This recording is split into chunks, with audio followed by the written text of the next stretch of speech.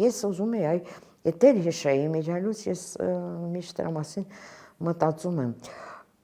երբ որ անկախությունը արդեն հռչակվեց եւ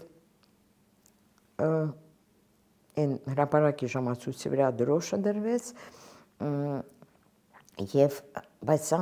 օֆիցիալ չի եղել, ուրեմն այն ժամանակ դա ազգային չէ, Գերագույն խորհրդի պրեզիդիում էր բանի վրա, Բաղրամյանի վրա շենքներ եւ դրոշը դրսովետական դրոշ էր, ես երբեք չեմ մոռանա, այդ իմ վրա ավելի շատ ազդեց, քան թե այն հրապարակի այդ մեծ մարդկանց հավաքը, ուրեմն եղել է կամերային քարյակ նվագում էր, դրոշը հանեցին, բերեցին, այսպես բոլորիս առաջ ծալեցին, հա, մեր դրոշը բարձրացրեցին, այն մի դրոշը ծալեցին հարգանքով, պատվով, տարան ներս, եւ հետո շամպայն բաժանեցին, այդ դա գեղեցիկ էր, եւ պատկերացրեք կամերային քարյակի երաժշտության տակ, ու դա եղել է շատ ճիշտ քայլ, չի կարելի կտրել, չի կարելի ասել, որ գիտես ինչ, սովետական Հայաստանը դա մեր հետ ինչ կապ ունի, հա, պայքարել ենք սովետի դեմ, բայց մենք ունենք նվաճումներ, մեր գիտությունը, մեր կրթությունը, մեր մշակույթը, դա մերն է,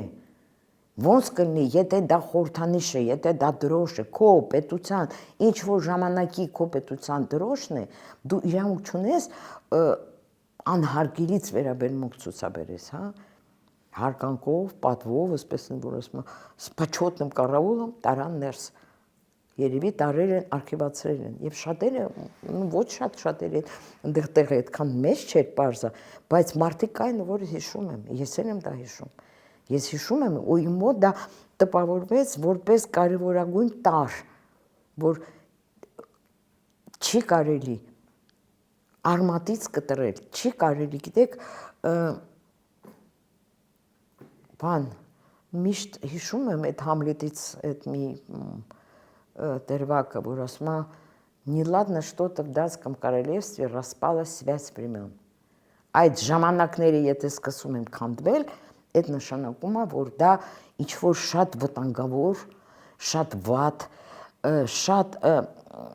գիտեք ինչ, այսօրվա խնդիր լուծող, բայց դարերից եկած խնդիրները ոտնահարող գաղափար են։